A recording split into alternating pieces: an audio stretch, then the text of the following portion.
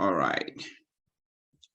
So if you have any questions, I think we can begin from that. And if we have some time left, we can go about talking about graduate school applications in Canada. So do you have any questions? If you have questions, and let us please make it orderly by raising hands and wait to be given the privilege to speak. Obina, please go ahead. You are muted. Can you hear me now? Oh, yeah.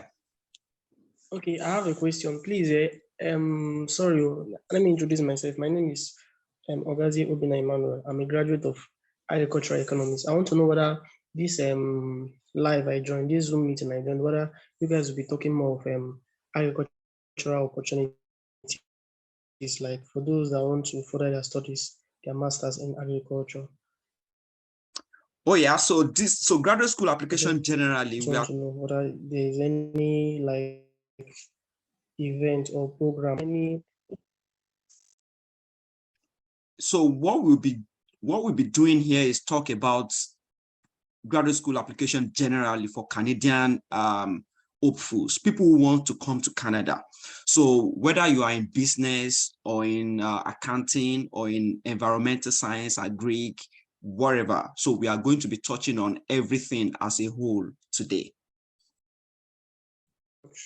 Thank you very much. Thank you. You're welcome.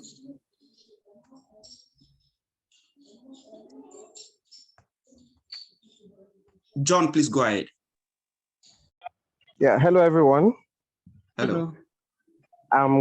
I'm happy to be part of this session, and I want to thank you very much for organizing this session. I follow some of you on Twitter, particularly Summer. I follow her on Twitter a lot, and then some other persons on LinkedIn. I hold a master's degree in software systems from University of Sheffield, and I'm intending to do a PhD in computer science in Canada. In the last couple of weeks, I've checked schools within Canada and US, and I've noticed that most universities in the US offer application fee waivers than those in Canada. And I think I've asked someone this question before, that why do we have more schools in the US offering application fee waivers than those in Canada? And then some universities also, particularly some departments, for instance, require that you write some exams like GRE. How do we navigate all of these challenges applying to Canadian universities? Awesome. That's my question. Yeah, thank you. Summer, do you want to take that, or I should go ahead? No, please go ahead, Timmy. All right. So application fee waiver in Canada is a top is actually challenging. So let me begin with most Canadian universities don't offer application fee waiver. So I am one of the very few people who got application fee waiver to Canada, and that's because I'm actually applying for a scholarship. And the scholarship that I applied to was not like within the university. It was a public scholarship. So it offered me the opportunity. So for most schools, especially if you are looking at research-based scholarships like grants, you would most likely not get application fee waiver. And you can imagine, like, the population of the US is over 10 times that of Canada. So there are more research universities, research institutes in Canada, and consequently more research funds available in the US. So that's why some schools could afford to actually offer students application fee waiver. So it is not actually like that in Canada. We don't often have people get application fees waived for them in Canada, and that's a real problem, if you ask me, especially for people applying from developing countries like ours. So yeah, that's a big problem in Canada, but then it is what it is right now. And regarding GRE, I'm not aware of it for Canadian universities. Yes, that could be an issue for universities in Canada, in the US, but Canadian universities don't often ask for GRE, especially if you are in this, STEM. I don't think they require GRE most of the times. for Canadian universities? Do you have a university in particular that asked you for GRE?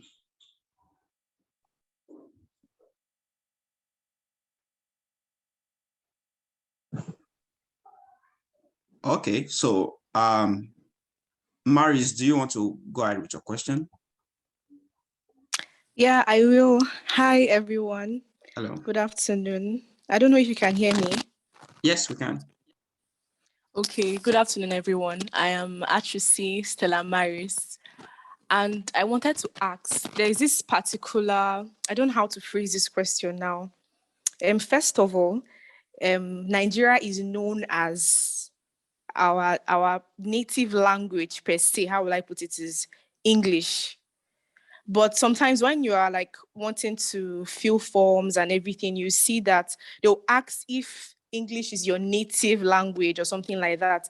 Is it okay to put yes, it is? Or is advisable to go ahead and write all the exams, like write the IELTS exams or write the GMAT exams or the GRE exam? Which one is better? Is it better to write it or to just say, oh, yes, it's actually like a native language or official language? Yes, that's the word I'm looking for. Is the official language for Nigerians and all. So is it better to put it like that, or is it okay to just say, or to just, is it okay to just write the exam? And also, I wanted to ask, when it was advised, I was doing my research and everything, and it was advised that instead of just going straight up and applying for maybe applying to any schools, that is better for you to know if you want to get like graduate funding, it's better for you to know if maybe that department that you're planning to go into has this graduate assistantship stuff. So another thing again about it is that, do you need work permits to actually do this? Or maybe when you get the graduate assistantship stuff by the grace of God or anything, maybe you will now get the graduate permit automatically? Because I really don't know how it works. Thank you. Okay, for Canada, Soma, please let me know. Please interrupt me anytime you want to come in. So for Canada, you really do not need English language test result or certificate. So it applies in the US. Like I mentioned, there are pros and cons for the both countries. But for Canada, you really do not need to write any exam. And when they ask you, is English your native language? Please, it is not. English is not your native language, even though it is your official language. And what that offers you, it is very tricky. What that offers you is like a preferential treatment when diversity is being discussed on the table of the admissions committee. So if you have a very solid application statement of purpose or application package generally, and knowing that your native language is not even English, and you're able to put forward a very strong application, that gives you edge over other applicants, especially international applicants. So you should always be truthful with that. It is not our native language. English is not our native language, but it is our official language. So that's one thing. And for graduate assistantship, you do not need work permit. Why? Because most Canadian students actually are able to work on campus for limited hours in a week. So you don't need work permit. And you asked if you should request if you would get funding from the department before you apply. It is important for you to reach out to potential supervisors in your department of interest.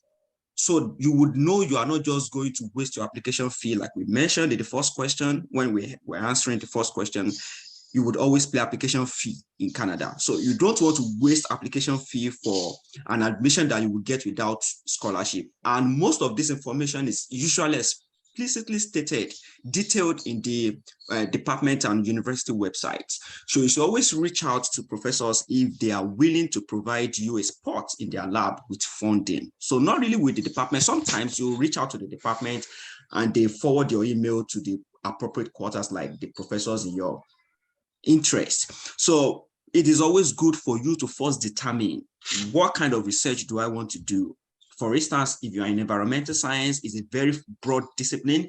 You have to specify. You remember when they were talking about some of Okibe's research interests, they were not talking about law generally. They are talking about feminism. They are talking about First Nations, they are talking about inclusivity, right? So all of these things really matter. You have to tailor down what you really want to do and look for professors in that department or that university that are doing things related to that. Look for whose research connects with yours perfectly, and then reach out to them if they have support for you with funding. They will be able to tell you if you have a spot with them. So with that, if you can secure 1 or 2 professors tell you, well, you should go ahead, I would like to work with you, then you can confidently apply to the university. Thank you. Thank you. Also, just to add, sometimes when they tell you go ahead and apply, so it's not even like 100% certain that you get it, because your application on its own has to like be very, tight. Meaning when they bring your application on other applicants, you're also like among the top 5, because they would. I'm not sure. It's only in rare cases that I see professors really fight for an applicant, right? So you need to make sure that you have your grades are good, which means you meet the minimum requirements. Your research proposal is already written well. Your SOP is also good. Your CV is also fantastic. Because if those things are not good, and your supervisor is saying, "Oh, I want to supervise this person," and there are other applicants that are doing better than you in all those other aspects, they will take that person over you. I mean, they are looking for students that they can work with who can also even like represent the image of the university. So you want to also like make sure that your documents are also intact. Thank you. Thank you. Thanks, Summer. So someone asked a question, Mary Jane Ijara. So she said, please, I have been trying to email supervisors in Canada on research. I have a tutor in biochem with 12 years experience. If I got that correctly, graduated in 2005. So this is the thing. If you have so many years of experience in that field, you should be able to convince a supervisor that you are capable of doing research. And how do you tell them that? How do you show that to them? Is by providing some of your research works. Maybe in those 12 years of experience, are you able to publish anything? Could you just go back to your university and work with your undergrad supervisor if they are still there, or any other person that you can familiarize yourself with in the department? Because you have 12 years experience in the industry or anywhere, you are already a seasoned professional in that field. So you should be able to tell them with tangible results, with like publications or papers, what you have done, what you are capable of doing. And again, when you want to email them, you don't have to talk about the tutu. Just hammer on what your strong points are. I am a graduate of biochemistry. I have 12 years experience working in so, and so. And over time, I have had this interest in working in a research capacity on a particular topic. Then you tell them, this is what you want to do, but this is what you have to show for it. You have to bring something to the table for you to be offered that position. So I know it is hard. Even first-class students are having issues with this thing. So this is not a matter of grade. That's why I say you shouldn't even mention the grade. 2-1 students, everybody has the same problem. So you have to really come out with your own strong point, which is your 12 years work experience. It is very important to tell them that and come out with something to show that I have research capacity. That's what really matters.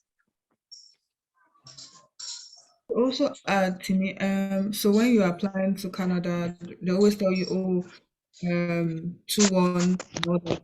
But also look at they always say if your last 2 years is a 2-1, that you can apply. So even if you had a 2-2 as your total CGPA, what did you have in your last 2 years? Did you have a 2-1? Did you have a first class? If that is where you fall under, please go ahead and apply, because you already even have 12 years experience. Now, when we are saying 12 years experience, I hope it's in the same biochemistry. It's not like maybe you did biochemistry undergrad and went to go and start doing own your own business, like maybe you're into interior design.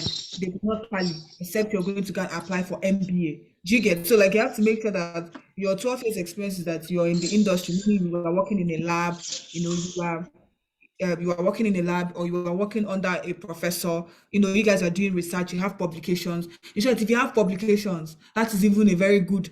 Professors know how it's very hard. See, it is hard to publish one paper. So when they see that you have publications, they are even more interested in working with you than someone that does not have a single publication. So yes, you can do that. Thank you. Thanks so much, Summer. That's very important point. So when you are emailing professors and you look at your last 2 years of your, if you really want to mention grade, your last 2 years of your university, your undergrad degree. So look at it and just look at the percentage. I have 90% CGPA in my last 2 years of undergraduate, because in fact, many things must have happened between 2005 and now, and you must be able to show that personal and professional development, and that is what really matters. So somebody asked, I hope that answered your question, Mary Jane, I suppose. Ogazi asked, what is our advice to someone who has zero experience on volunteering? Hello. Hi. It's me, Mary Jane. Okay. I thank you very much for the advice, but I want to tell you something. You know, sometimes they say send your CV with your transcript and certificate. So I have two professors that answered me. Both of them said it's because of my tutu. Because while I was emailing them, I wrote my strong point. I have an experience I have just 2 years working in the laboratory, medical laboratory, but I now have 12 years working in Ministry of Environment under ecology department, you know, going for pollution control, flood control and all that. That's the experience I have so much on that 12 years I was talking about. So they saw the CV and said, oh no, I'm so sorry, your every other thing is okay, it's just the grade. That was what they told me, both the answers, but the other 10 or so that I emailed, they didn't answer me. Okay, that's fine. Thanks so much for providing that context. So, okay, working in the laboratory 2 years, the other years. So, what I can advise, and this is the advice I would give to my sister or my very good friend, is to opt in for another. It could be a short course, it could be anything. But what most people do is to just do like maybe 1 year or 18 months postgraduate diploma in Nigerian university and just ease it. So if you can do that, I know but it is worth it. I know it's a tough call because most people feel like, another 12 months of my life, you know, dedicated to something. But that's what most people do. Like, to just make sure that you do something else to mask maybe the grade inadequacy. So that's what most people do. What about short courses on Coursera? Short courses on Coursera, studying what's it called, cancer biology, neuroscience. I have like 4 courses that I'm undergoing right now on Coursera. I don't know if that will be another advantage to me. It could be, but let me tell you, if you have 15 certificates from Coursera and you have just 1 publication, that 1 publication is more important than the 15 courses. So because so how do I get this publication now? Yeah, I think I provided context with that you can actually reach out to people in your department. Yeah, in your department, and you could work with them. You could even look at that your undergraduate thesis that you did in 2005, rejuvenate it. You can bring it up and just do something very creatively with it. So if that helps. Thank you very much. You're welcome. Thank you so much. You're welcome. So back to Ogaze Obina. You are not coming to graduate school to volunteer. So let me just tell you that. So what they need is your research potential.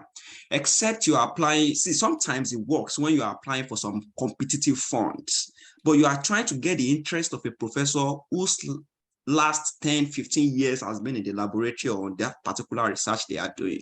They believe that you'll be a good candidate when you are competing for university-wide awards, but getting into their lab, what really matters is your research potential. How can you convince them that you have the capacity to do research effectively? So that's important. Look at things you have done, like your undergraduate thesis. Look at what you have done. Look at how you can bring out a publication from it. See, I did not get into graduate school with any publication. I was just able to convince them that I can do it. I didn't have 1 publication when I got into graduate school. Sometimes it's just the way you write your story, like we learned from the opener, right? For instance, you tell them what your role was in your undergraduate thesis, what you did.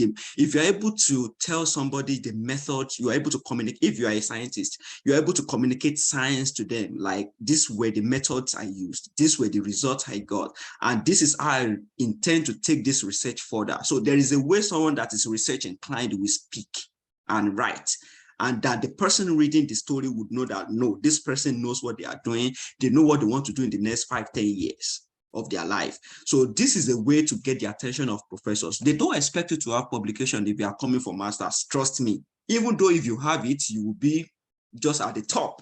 But the point is, they do not necessarily expect you to have even people are getting into a PhD program without publication. So why should they expect you to have publication? So that publication thing is only important for people who have been out of school for a long time.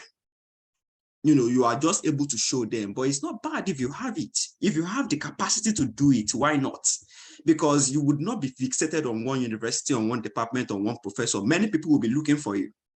So you are not going there to volunteer. The time that you are looking to volunteer now, go and use it to maybe write a paper or join a research club or assist people in doing research. But okay, you can volunteer doing research. So let everything you are doing be research inclined right now, since you are looking at applying for a research position. So that is what I would say. Soma, do you have anything to add? Yeah, I want to just add that. So I feel like everything is important because I noticed that professors don't really care about whether you did whether you have any volunteer experience. They're only interested. Some of them are not even interested in your grades. That's why you don't put your grade in the code email you're sending.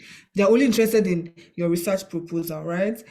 But when you get to the application part, when you have to compete with other people all over the world, and you're seeing someone that has publication, someone that has good grade, someone that has a good proposal, someone that has a professor that is willing to supervise them, someone that has volunteer experience, what it shows is that you're not all about book, right? You know how to do both book and you know how to help the community, because it's not like we are going to the world where they like to see people who give community service. You have the capability of doing, because there are going to be several committees in your faculty that they would expect you to volunteer to join as a member, right? So they want to know if you have that capability.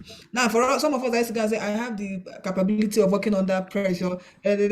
Now, if all you do is just to read, that means you cannot balance it, right? So they are looking for people that both academic and volunteer wise, you're there and you're great. That's why sometimes I brag about it in one section of my SOP when I say, oh, that I've done this. However, that despite all these engagements, both within the classroom and outside the classroom, I still maintain this so and so CGPA, so that you know that I don't get distracted by volunteering.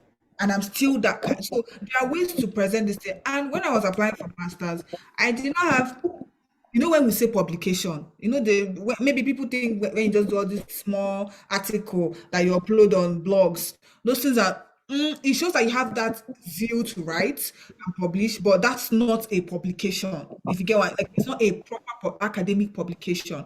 But I had a lot of law related, articles that I wrote and published with blogs.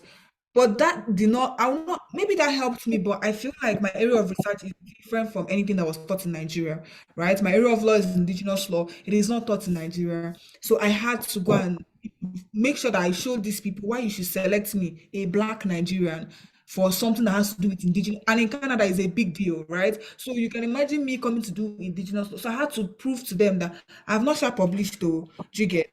But I have interest. I had to go and do a short course on indigenous education that was taught by a professor at the University of Toronto. I didn't stop there. I had to also show them, how it helped. And I also had to link it to where I'm from, where, you can say indigenous people of whatever, but I was talking about the Biafran War, how that is even related to why I'm interested. Do you get? So you must connect it. So it's not just, even if you not publish, even if you don't have volunteer, know that you have to stand competitive. That's why professors will tell you, yes, based on your proposal is good, but it is not in their power to admit you, right? So the credit admission committee will still be the ones to decide whether you're admittable or not. So which means you need to hit all those, so that you will not say, if I had known, I would have added this. You have, all of us here have volunteer experience, but I think we are forgetting that we all did NYSC, right? So your community development service is a volunteer experience. See, right? It's the way you present it in your CV that matters. It's not about just writing, INEC official or whatever on your CV. No, what did you do? What was your impact? Some of us will say, I taught in a school. It's a volunteer. That means you have the capability of doing several things. And I'm not even kidding, because when I got into my master's program, even with the fully funded, I went to go and apply for an external funding, and they kept on asking, what do you do outside of your university? What they wanted to do is, do I just read and sleep? So when I started telling them, I teach children that have, children with special needs, those things, they bust their head, because they're trying to imagine me that do not have experience in teaching kids with autism and all of that. I'm able to teach them. You are a fantastic candidate to them. So it's not just about the grades, it's about combining everything together so that your application stands out. So all of them are important, but just know that whether you don't have publication or not, you will get in. Just have a very good application. Thank you. Thank you, Soma. That's very, very important to note. I think we answered Suleiman Musa's question anyways with that answer. And to Folake, yes, if you got scholarship, you can bring your spouse. You just have to apply for them. When you are applying for your own visa, you can bring your spouse. So that's very possible. That's yes. So someone asked question, also what's your advice to a mathematician wanting to study a tech-related course such as data science? Yes, it depends on your ability to show the connection between the previous degree and the next potential degree. So if you find a related link, that's fine. I did apply geology and I went to UBC to study land and water systems. So they are different things. That's environmental science. And it was that link that brought me to environmental science PhD. So it really depends on if you could find a link. There is an aspect of geology that is called environmental geology. I actually connected that, and it has to do with water and land. So I just had to find that link and convince them that I know what I am doing. It is just as simple as that. To know, because if you studied mathematics, I see no reason why you shouldn't study data science. From mathematics, people study computer science. So it depends on if you can find that link and make sure you make it very smooth when writing you can say when you started studying mathematics, you wanted to know about numbers because that's the basis for data science anyway. So it depends on if you can find the link.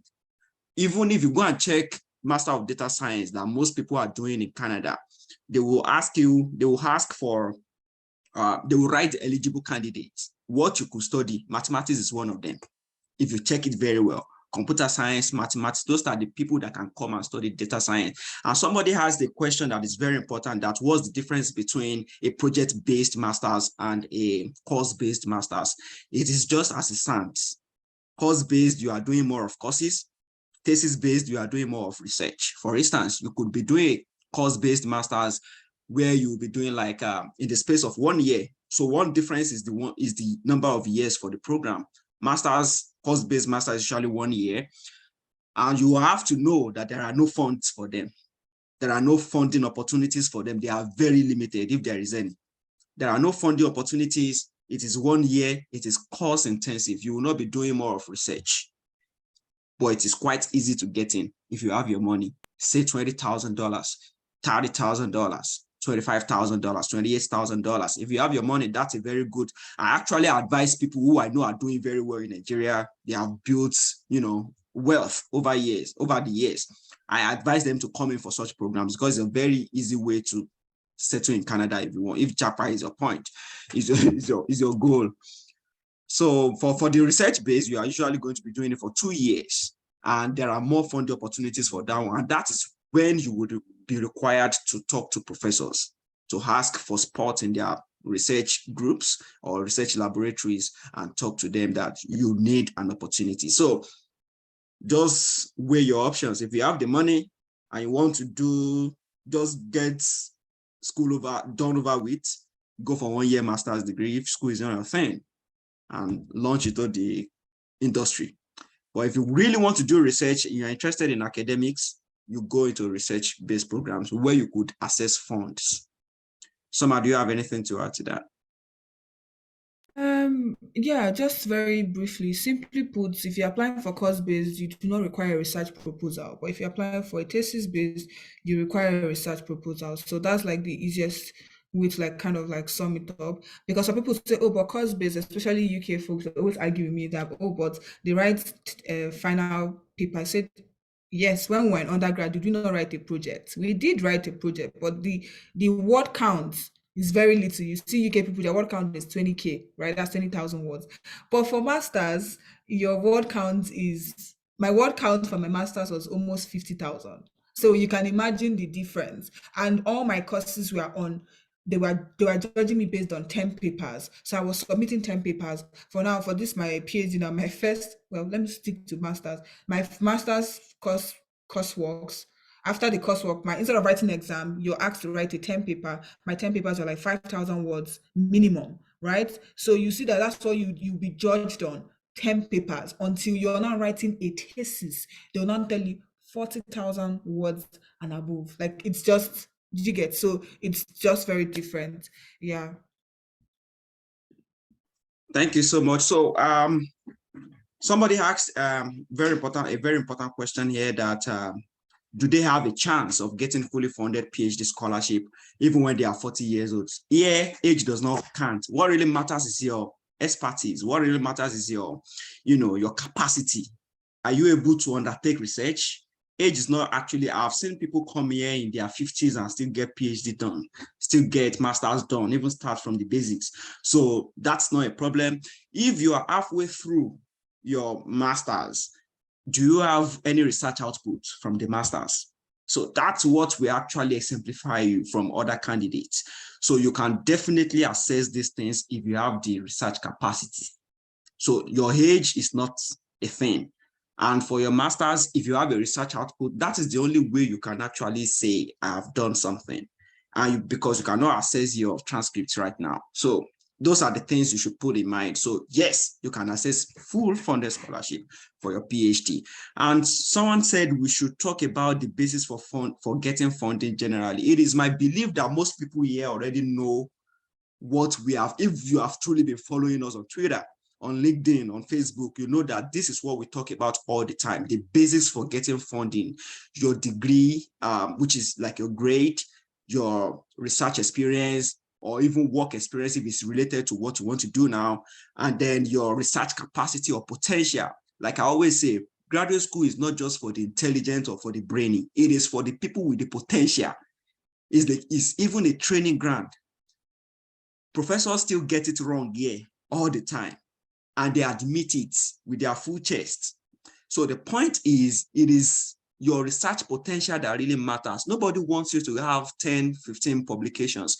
What they just want to know is your ability to undertake research, your ability to do things. So you should know by now that these are the basics. You must have your transcript, you must have your results, you must be able to write convincingly. You must be able to sell yourself. That's why we were talking about the heart of storytelling at the beginning. So you must be able to write convincingly to market yourself. You must be able to convince people that this is what I can do, and to be able to communicate your own work.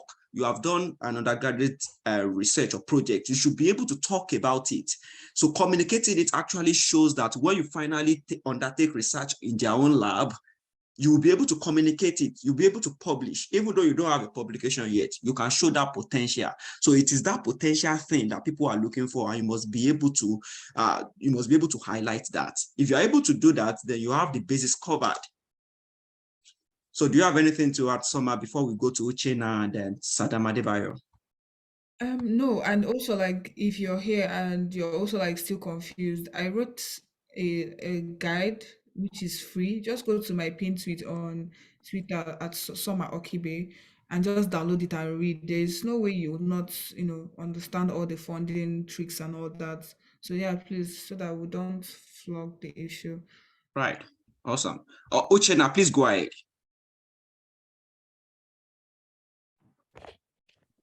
I'm glad to be here, and my name is Uchenna Mefle. I have a master's from the University of Hull in UK in international law, and I also have a master's in maritime and transport law from Erasmus University, Rotterdam in the Netherlands. So I want to ask Soma specifically about supervisors.